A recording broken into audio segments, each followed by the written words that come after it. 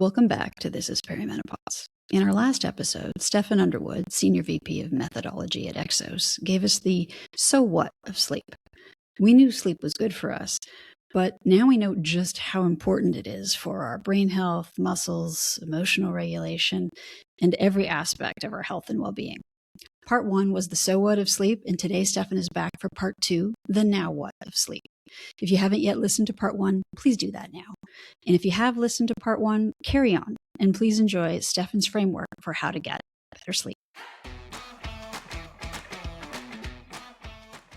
This episode is brought to you by Endy, Canada's leading mattress brand, trusted by over 1 million happy sleepers. We often think of sleep as something we can sacrifice to get more done. But as you'll hear in today's episode, sleep is actually what helps everything else work better. It's when your brain consolidates memories and learning, your muscles recover and grow, your emotions reset, and your body prepares for the day ahead. One of the simplest ways to support better sleep is by creating the right sleep environment. Endy mattresses are designed with breathable, cooling comfort foam and motion isolating layers to help minimize disruptions so you can get the quality sleep your body needs, because sleep isn't time off, it's time put in. Learn more at endy.com and sign up for our Tip Insider paid subscription at This is Perimenopause on Substack. If you do that and follow Endy on Instagram or Facebook, you'll be entered for a chance to win a free Endy bedroom makeover. From now until August 24th, terms and conditions apply. So I think everyone now is convinced, like the so what is, it's been reframed, but now what? Now what? Please, like, tell us how to sleep. And I think really important too, I just responded to a comment on our social media again today. We had a hot tip go up about sleep, and this person said, "This is such great information. Thank you. So important. I was told again and again by my GP that waking up 5 times a night was normal at my age." Please don't accept that to anyone listening. There are sleep challenges that need medical intervention, and there are a variety of tools, and we talk about that in our other episodes in this series. So that is one big pillar of this. And there are things that we can all be doing or doing a little better. And please tell us what your top hits are for those. Yeah, no, I appreciate that. Really good. Again, if we're talking clinical sleep dysfunction, I'm not that expert. I'm not a physician, but please go seek help, talk to people, because I agree with you. It is normal that sleep is more disrupted as we age, and especially for women going through like perimenopausal women, as sleep becomes disrupted. So it is normal that you're more likely to struggle with waking up 5 times a night. That doesn't mean that we should just accept that and go, well, that's my life now, which I think is so. So I agree. So it breaks down to, so what are the things we can do to try and protect the sleep we're getting, right? I often say perfect is the enemy of good or better. And so, yes, there are physiological reasons why sleep will become more disrupted through your perimenopausal years. But what are some things we can try to do that are supportive of sleep? It won't magically necessarily make you sleep 8 perfect hours a night every night. Maybe you're lucky it will, maybe it won't, but maybe it helps you some nights, or more often than not, or you're waking up less frequently. So let's dive into some of those things that we can do. I like to look at sort of 3 chapters to this conversation, right? If we're making intentional choices. The first chapter is your foundational biology. What are the things you can do to be supportive of your foundational biology around sleep, so your circadian rhythm? What are things we can do to anchor our circadian rhythm and attempt to have as healthy a circadian rhythm as possible? Then the next chapter of the conversation is, what are things that I can do that are pro-sleep within my environment? And I like to sort of talk about the internal environment and the external environment. So internal environment's within you, external environment is your actual sleep domain. And then the last chapter is, what can I do to understand sleep disruptors so that I make more intentional choices? Right. So if we look at a long list of things within getting your foundational biology on board, setting the right environment, and minimizing disruptions, those are ways we can create pro-sleep strategies. We're going to cover a lot of things right now. We'll see where the conversation goes and rapid fire off a few of them. But to the listener, please don't think that you need to do all of these things. The long Thank list you. isn't to overwhelm and say, holy crap, so that's the 17 things I've got to do to sleep better. And I'm No, not going to sleep absolutely tonight not. just thinking about it. Yeah. Exactly right. I'm going to lie awake at night staring at the ceiling, obsessing over the list of things that I heard on the podcast today. No, so the reason I give a lot is to say every person in their own context of their own life is going to resonate with some. Well, that feels impossible for me to change right now, but that feels approachable. The long list is for you to pick the one, maybe two or three if you're ambitious, but like the one thing that you're like, I'm going to commit to this for the next month and see if it makes a change in the way that I sleep. Right? So we can talk about a lot of things, but not try and do them all at once. Is that fair? Yeah. As a caveat. Perfect. Yeah. So let's talk about a few simple ways to get our sleep, our circadian rhythm working for us, which, by the way, perimenopause disrupts your circadian rhythm. Like, it's just so you're already on. But what we can do, and you may have heard some of these before, they're starting to get popular on social media and being pushed in places, but there's evidence to support them. But we like to talk about things that serve as anchors to your circadian rhythm. So the first one I like to talk about is light, like morning light. So the idea of getting morning light into your eyeballs every day consistently as an anchor is a really good anchor for this is a time to be awake. This is the time for the cortisol to be higher. This is time to be alert. And then you get a second anchor of evening light, and I'm talking natural light. Go outside, expose your eyeballs. Photoreceptors are amazing, and not through a window. Like, go outside and you see the changing hues in the evening. That's a great signal to be calming and say, we're getting to that stage where we want to release some melatonin and we want to start getting into sleep mode. And so however you can put that into your daily routine, whether it is a morning walk, whether it's an evening walk with the family after dinner, whatever it may be, natural light is a really good anchor. So that would be one way we could get our biology on board. The next one I like to talk about is consistency of everything, but consistency of sleep times. So sleep and wake times. Trying to go to bed at the same time every night and trying to wake at the same time every morning within like a half-hour window is really positive for a circadian rhythm. We don't want to be getting to the weekend and sleeping a whole bunch more and then cutting it short weekdays and just having complete inconsistency. If we are able to gain consistency, that is, again, really supportive. Our body wants routine. And then address any airway issues or breath issues. Again, I'm not a doctor, but if you are having any sort of sleep apnea type situation, our airway is a fundamental part of our biology. And our breathing is a key piece of sleep and everything that needs to take place for healthy sleep. And so it is worth seeking help with an expert if you think that you have disruptions to your airway. And also, ladies, if you listen to a couple of our other sleep episodes, women can have sleep apnea. It's more common in perimenopause. It's not just the guys with the thick neck and that get sleep apnea. Women can do it too. And there can be even beyond a point where there's not apnea and not gap breathing, but you can just maybe not have the cleanest of airways. For clean breathing, have obstruction. So like this is where people can play with breathe right strips, opening your nasal. I'm not officially recommending this. I'm saying I've known some people that's been influential for it, but you'd want to do your own reading and research. But have you read about mouth taping at all? Yes. So I was wondering where you're about to go with this. Yeah. Yeah, like I mean, read up on mouth taping. So to be clear, we're not talking about duct tape. we're talking about like the paper tape that's very easy for like if you need it. It's just a little strip across the top. It's not all over your entire mouth. Yeah. Be clear, like this is where it should not feel like a kidnapping scenario. Yeah, I'm fortunate to have a good airway, so I played around with it, and it wasn't profound for me. But I have a friend that it like is listed as one of the most profound changes they've experienced. Interesting. And I find that my face cream doesn't let the mouth tape stick to my so fair. Yeah. We'll put the book. What is the name of the book? It's like breath. Is it breath? Breathe. We'll put that in the show notes because I've read it. It's a great read. Yeah. So getting your airway, so having consistent timing of when you go to bed and wake, having consistent exposure to light and the different hues of light, and making sure that your airway is effective.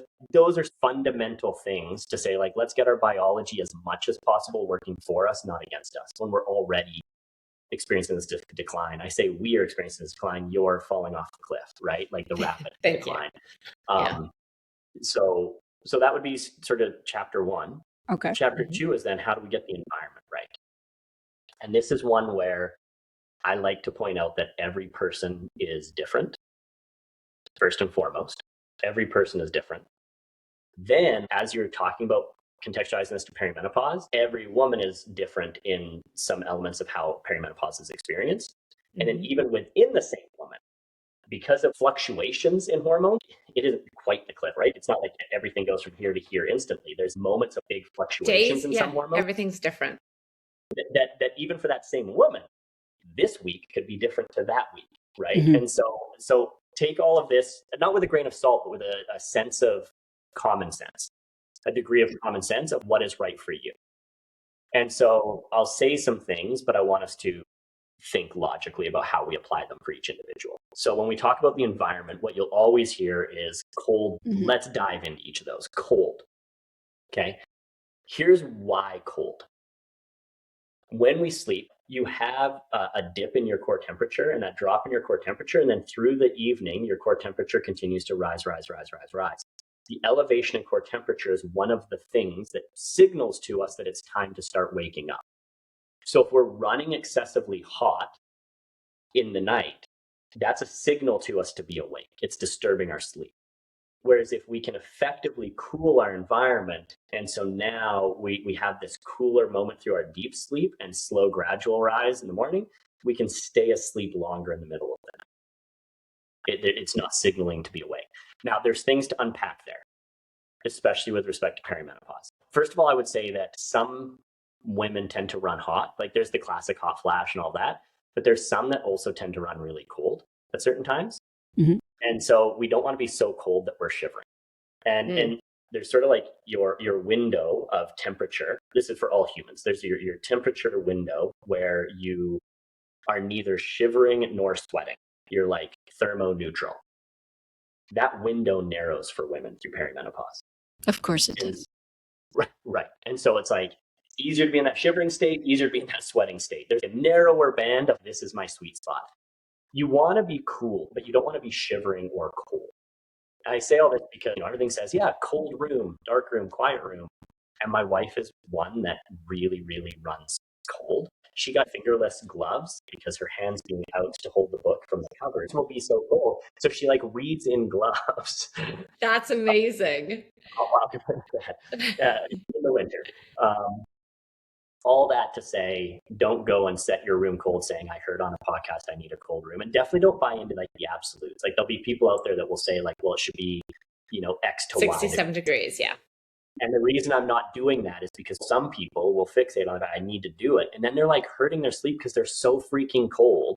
But just know that when you overheat, that's a signal to warm up and everything is relative to you. So have a cool environment.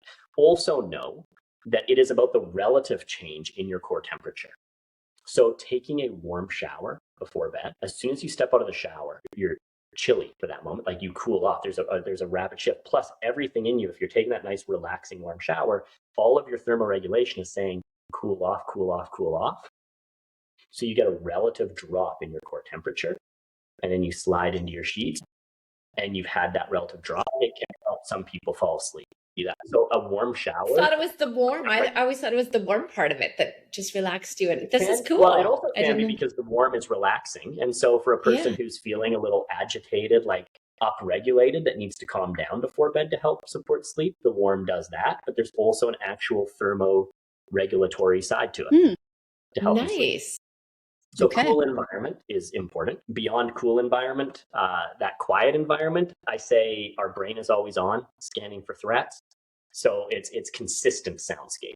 So quiet environment, or this is where white noise machines and things like that can be supportive, is if you don't want to hear the furnace kicking on, or if you're in a busy city and there's people outside your window, that can create a consistent soundscape. And the dark is very true.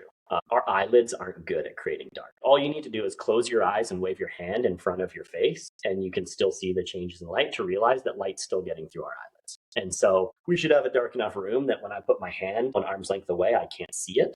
And if we can't create that type of a sleep environment, eye masks become a really good thing to look at. Yeah, sleep masks. So that's the big three for the external environment. But there's so much more we can talk about environmentally to go beyond what everyone's likely heard before in those things. So I like to say, well, let's get even more micro to that. When we start talking about the environment, there's the environment outside your bed, there's the environment inside your bed. So there's products made now like 8 Sleep mattress, the Uller, who makes the Uller. And just to be clear, Exos is not partnered with any Chili of these companies. Sleep. Yeah. Chili Sleep, the Chili Yeah, Pad. I have no financial gain in any of this. I'm not partnered with them. Exos is not partnered with them. Just to disclose, there's no conflict of interest in that. But there's companies on the market now that are about creating your room macro environment, but your bed micro environment. So getting like the Chili Pad to cool off and to be able to set a unique temperature for you and your partner is something that can be supportive. What are the sheets that I'm using? Mm-hmm. Like the comforter that I've got, the pillow that I've got. Makes a huge difference. Like when we start thinking about the mattress that I'm on, how did I not say mattress first? When we start thinking of the environment, let's go beyond just cool, dark, and quiet and say, like, the bed I'm in, the pillow I'm on, am I really investing in a sleep environment that is supportive of me sleeping well? And it sounds silly, or not silly, it sounds simple, but Michelle and I have worked long and hard on sleep because sleep was one of the first things to go sideways for us. And it wasn't until when we have a partnership with Endy, until we started talking with them, that we realized, oh yeah, we've been sleeping on a mattress from I don't know when, and couldn't remember 20 the years last ago. time we bought a pillow. Well, yeah, like these things matter wonder. and they have a big impact. They do. And then that last chapter is identifying disruptors and saying, what are things I can do to minimize these disruptors? And these are going to be so obvious and everyone has heard them, but it's like just to know them and to think about them. It's like caffeine, right? Yeah.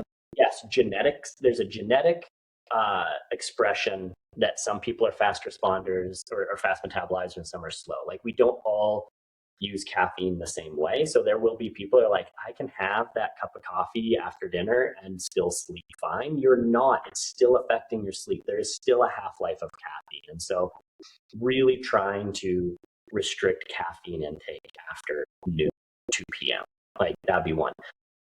I'm not here to vilify alcohol. I'm not here to say there's anything wrong with the social connection and the importance of that.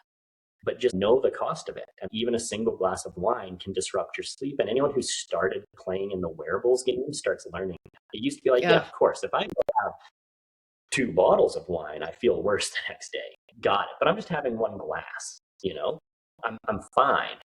You start looking at things like your heart rate variability and your resting heart rate and your core temperature and all these metrics of recovery that wearables give us if you're a person who is using wearables. And it's like, alcohol does have an effect. And so just pick your moments, right? Again, I'm not here to vilify, but if you've got something important for the next day, or when we're talking like your day-to-day norm, maybe try and find something that replaces that glass of wine and save it for special occasions like that family get together, that wedding, that moment where of course I'm going to do that. And then the third disruptor that I like to talk about a lot is the other living beings in the household. Pets, children, partners. And it's not to say you can get rid of all disruptions. I'm not suggesting kick your partner out and kick your kids out. Obviously, we can't get rid of everything. It's funny, my wife and I talk about like we continue to sleep in the same room in the same bed because there's just this connection of that.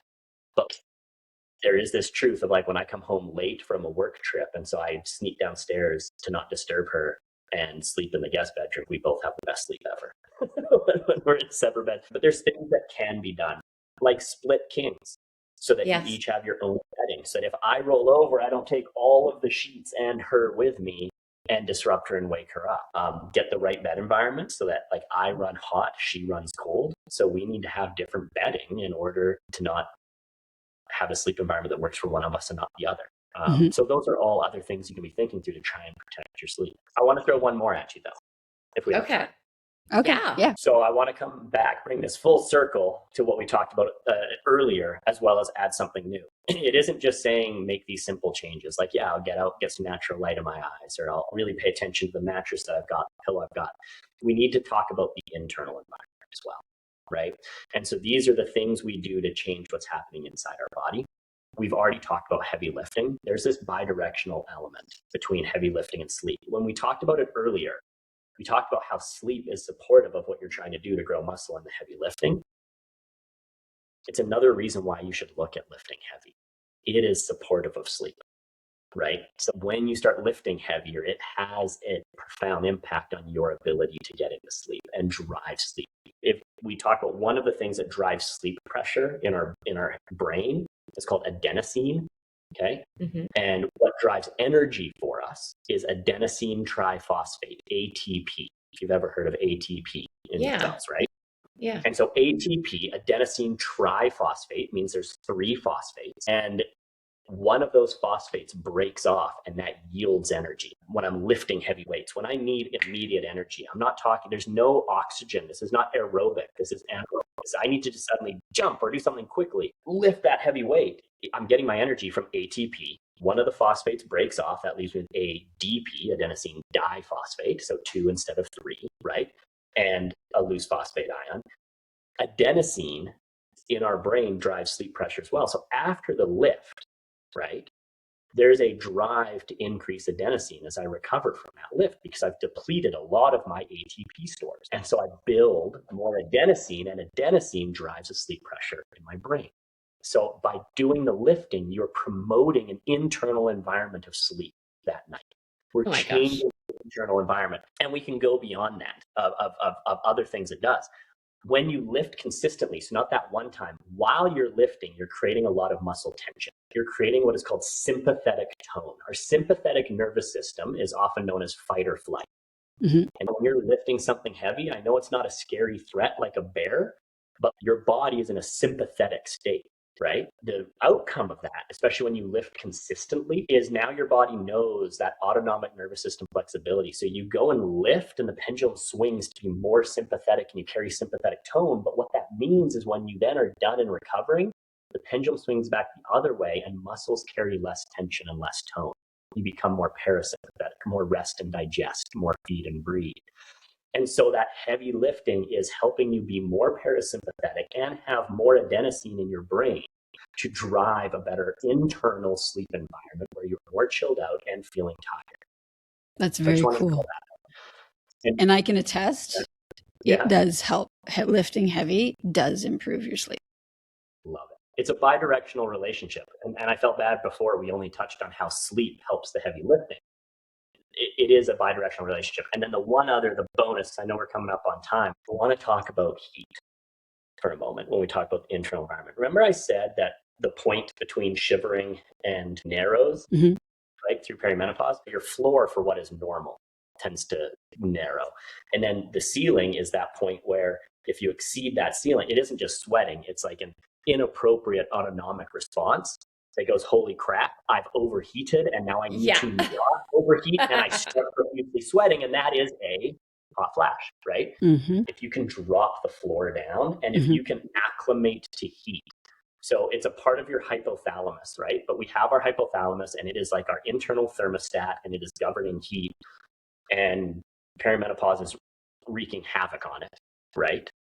If you have a consistent heat exposure practice, you are teaching your body to acclimate to heat. A few things happen. One, that's a huge benefit, is you're getting heat shock proteins, which you used to be able to get through other means. So you're still getting these heat shock proteins that have wonderful health effects for you. But you're sort of helping maintain a degree of calibration on that internal thermostat in your hypothalamus. This is I'll say, evolving field of study. When we look at academic papers on this, they tend to just start coming out in the last couple of years. There's some clinical trials going on right now.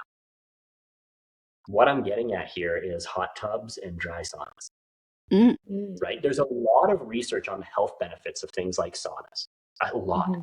But you won't be surprised to know women and perimenopausal women are underrepresented in the academic body of literature. And so shocking. When you look at shocking. So you look at holy smoke, here's the benefits of sauna. It decreases all-cause mortality by 60% or something. I don't have the numbers in front of me. Don't quote me on this, but you get my point. And decreases cardiovascular events like heart attacks by 40%. Again, don't fully quote the numbers, but it's something like that. And then you go to the actual research, and it's incredibly powerful, a huge sample size over longitudinal research over 30 years out of Finland, because sauna culture is so big there. But you'll realize that the sample size of 5,000 people is 5,000 men. And we're generalizing that women have health effects. So women have been misrepresented, but they're starting to emerge research specifically looking at heat inflammation, hot tubs, dry saunas for specifically perimenopausal women. And the hypothesis is that it helps support a calibration of that thermostat in your hypothalamus, and takes that floor and drops it a little bit while maintaining a comfort point with the ceiling and raises that a little bit, like what hot actually feels like. So you don't hit that autonomic response of, holy crap, I'm overheating. My body needs to freak out and start sweating profusely. And so heat acclimation I think there's some emerging evidence that is supportive. I'm sort of, you can tell I'm tiptoeing a little bit. No, fair. 30 years of literature to look at here. But I think there's some really emerging research that says a heat acclimation practice is really supportive of maintaining that thermostat in the hypothalamus so that you don't have as profound hot flashes or frequent hot flashes. And now let's tie that back to sleep. What did I say early on was one of the number one disruptors of sleep was heat. A signal that tells us it's time to be awake is when you're hot. If your body artificially feels too hot or starts profusely sweating because of an autonomic response, you wake up. You now have a bunch of disrupted sleep patterns, going back to the person who told the doctor who told your friend it's just normal to be awake 5 times a night at this stage. Mm-hmm. A lot of the symptomology of perimenopause is made worse by a lack of sleep. And one of the number one threats to the sleep system is temperature, like thermoregulation, which we know is changing due to the hormonal cliff that women are dropping off perimenopause. And if you can practice being hot, the belief or the hypothesis is you might be able to diminish some of that. One more thing. Infrared sauna will same impact as a dry sauna? Infrared sauna is a dry sauna, or no? Totally different. No, infrared sauna is for my not ignorance. a dry sauna. No, not ignorance at all. Infrared sauna is not a dry sauna. Dry sauna is the traditional Finnish sauna, like the stones and the stove. So can my infrared sauna? Okay. Because I'm thinking I can go in there and get my beauty done at the same time as my heat regulation. Maybe? I don't honestly know. I'd have to look it up and let you know, or we can do some Google. I'm not an expert on that one. I haven't looked into it. Most of what I've looked into and most of the research I've seen has been, when it is dry on saunas, it's been more on dry sauna because of a lot of it is research done out of Scandinavian countries where it's such a big part of their culture. And the infrared sauna is not the culture, the dry sauna. It's the Finnish sauna. Okay. Yeah, fair. But I'm sure there's literature out there. We can look.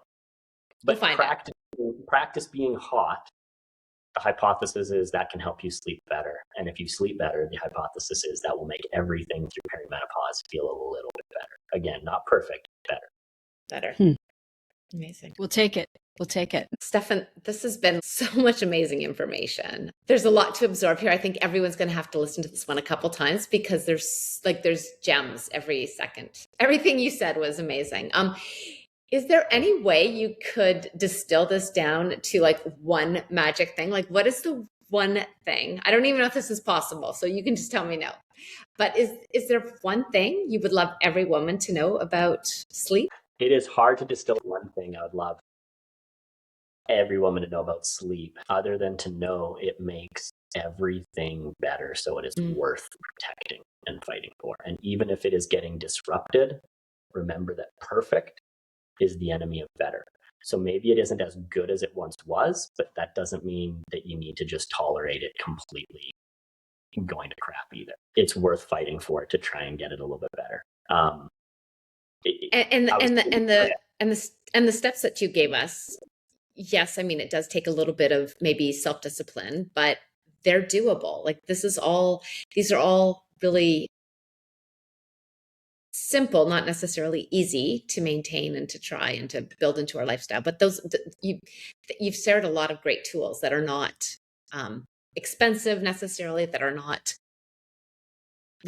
difficult for us to try. So thank you. Yeah, if we were trying to summarize everything, I would say to everyone, sleep honestly does influence positively every single cell and system in your body. Therefore, there's nothing meaningful you're trying to do in your life that I can't make an evidence-based claim of how sleep will make it better. And once you then say, so now I want to do something about it, focus on helping your foundational biology get on board by just building consistency and rhythm.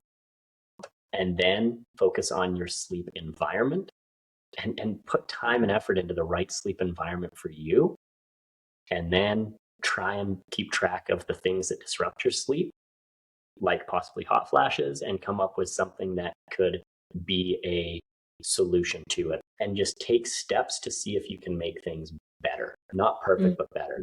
And if you are a person that is listening that goes beyond, like I just gave everything as subclinical examples. If you're in that space of clinical sleep disruption, insomnia, things of that nature, the reason I didn't speak about it is because that's not my scope of practice and I'm not an expert in that. But I would encourage you to not just say, well, this is the new norm. I encourage you to go talk to people. If the sleep dysfunction is driven out of anxiety, there's CBT-I. The I stands for insomnia. It's shown to work really effectively. It's the gold standard. It's the gold standard. Yeah. Go talk to an expert who is a CBT-I expert. If it will be hormonally driven. Hopefully your GP is supportive. If not, though, there's amazing naturopaths. There's amazing other services out there. There's podcasts like this one. There is a lot of information out there for you to start being able to research and do things, but look at what you can do, again, clinically, to manage some of the changes hormonally that are impacting. Like my wife is at that stage right now, and just being a passenger in that car, it's obviously not my lived experience, but the thing I'm always encouraging her to do is let's just one step at a time, and don't try and change 17 things at once, because then you don't know which one's working, which one's not. Make it change. Does it work for you? Does it not? And while she would not be on here and claim that things are perfect, far from it, she would say she has learned probably more about herself, her body, and everything in the last couple of years than she has in the rest of her life before. Right? Like just it's amazing. Yeah. Well, thank you. Thank you so much. This has been great. You both. I appreciate you having me on. So I have no lived experience with the topic whatsoever. Thanks so much for listening to the show. If you like what you hear, please subscribe and write a review, so more women can find us and get a better understanding of what to expect in perimenopause. This information is not intended as medical advice. The intent of this information is to provide the listener with knowledge to support more efficient and effective communication with their medical provider.